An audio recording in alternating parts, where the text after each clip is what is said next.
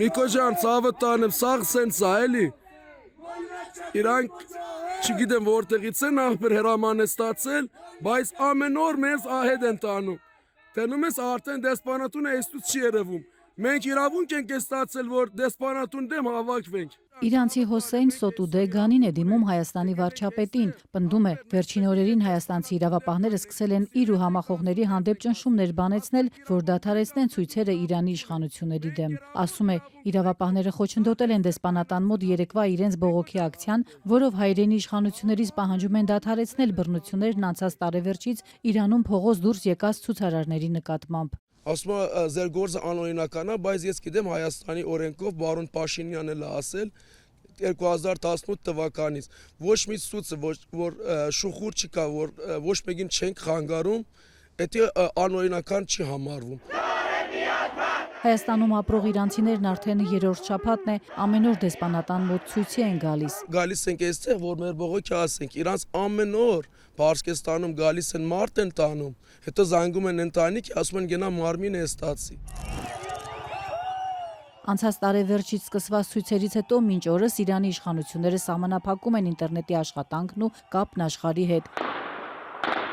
Տեղից ստացվող կծկտուր տեղեկությունների ու իրավապաշտպան խմբերի տվյալներով, սակայն անցած օրերի ցույցերի ընթացքում զոհվել է 20,000-ից 30,000 մարդ։ Այդ բռնությունների դեմ ցույցեր են աշխարհով մեկ։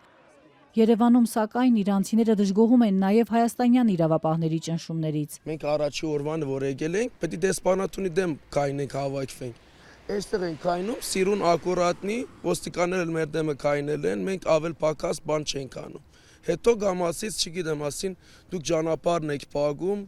նենց եք անում, սենց եք անում, գնացինք այնտեղ։ Այգու մեջ։ Ներքին գործերի նախարարությունից պնդում են, ցույցն արգելելու որևէ գործողություն չեն ձեռնարկել, պարզապես ապահովում են դեսպանության անվտանգությունն ու քաղաքացիների ազատ տեղաշարժը։ Մինչ այդ իրանցի ցուցարարներն Ազատությանը պատմել էին նաև, որ իրենց ազգային անվտանգության ծառայություն են կանչում հարցումների, ինչը ծառայությունից չէին հերքել։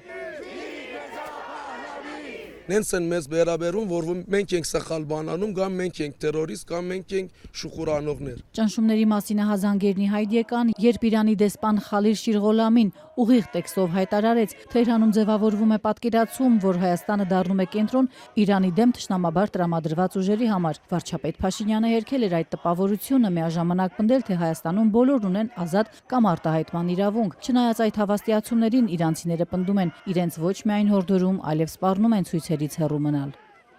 Առաջի բարը ասես քեզ դեպորտ կանեմ, ես էլ ասի հաջողություն, ես դեպորտ կանեք, խնդիր չկա։ Ես պետք է տամ դեսպանատունի դեմ կայնեմ, մի օքի, երկու օքի չի մահացել։ Ակցիաներից հետո Հոսեյնով ու ընկերներով սկսել են հետաքրքրվել ոչ միայն ազգային անվտանգության ծառայությունում, այլև քննչականում։ Երիտասարդը մի անգամ արդեն կանչվել է քննչական։ Իմ խոդով գնացել եմ,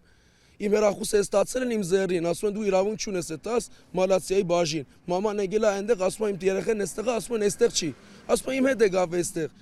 Չեն թողում, որ ես գամ այստեղ, չեն ուզում, որ ես գամ այստեղ հավաքվեմ։ Թե ինչ գործի շրջանակում է իրանցին հրավիրվել քննչական եւ ինչ հիմքով են նման սպառնալիքներ հնչեցրել, քննչական կոմիտեից խոստացան արձագանքել առաջիկա օրերին։ Ես հենց սահմանից անցնեմ, այնտեղ գամ ինձ գյուլն են, գամ գտանեն գյուլը։ Ինձ հաստատ է սպանելու են, որովհետեւ ինձ նամակներ են գերել։